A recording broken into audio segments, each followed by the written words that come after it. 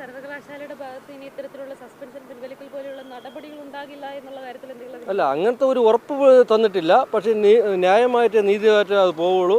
അല്ലാതെ ഇല്ലീഗലായിട്ടുള്ള യാതൊരു പ്രവർത്തനവും ഉണ്ടാവില്ല. എനിക്ക് അദ്ദേഹം ഉറപ്പ് തന്നിട്ടുണ്ട്. അത് എനിക്ക് തന്ന ഉറപ്പല്ല, അദ്ദേഹം കേരള സമൂഹത്തിന് കൊടുത്ത ഉറപ്പാണ്, അല്ലെങ്കിൽ ഒരു ഇന്ത്യൻ രാജ്യത്തിന് കൊടുത്ത ഉറപ്പാണ്. കാരണം ന്യായമായിട്ട് നിൽക്കുകയുള്ളൂ, യാതൊരു രീതിയിലുള്ള അനീതിക്കും കൂട്ടു നിൽക്കില്ല എന്നൊരു ഗവർണർ കാണിച്ചു കൊടുത്തതിൻ്റെ ഏറ്റവും വലിയൊരു ഉദാഹരണമാണ്. അതുപോലെ എല്ലാവരും കാണിക്കാൻ നിൽക്കുകയെങ്കിൽ ശരിക്കും പറഞ്ഞവർ 2 മാസം കൊണ്ട് തന്നെ രാജ്യം തന്നെ രക്ഷപ്പെടും. നിർഭാഗ്യവശാൽ ആരും കാണിക്കുന്നില്ല അങ്ങനെ. ഈ VCA സസ്പെൻഡ് ചെയ്ത് ഉൾപ്പെടെയുള്ള ഇടപെടൽ നടത്തിയത് ഗവർണറാണ്. ഗവർണറുടെ ഭാഗത്ത് നിന്ന് അത്തരം നടപടികൾ ഉണ്ടായത്. അപ്പോൾ ഇനി കേസിൽ തുടർ നടപടികൾ ഗവർണറുടെ ഭാഗത്ത് നിന്ന് അങ്ങനെ അനുകൂലമായി ഉണ്ടാകും?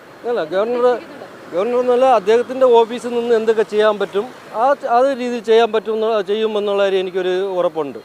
അത് അദ്ദേഹത്തിൻ്റെ ലിമിറ്റില്ല, എന്തൊക്കെ ചെയ്യാൻ പറ്റും. എല്ലാത്തിനും ഒരു ലിമിറ്റേഷൻ ഉണ്ടല്ലോ.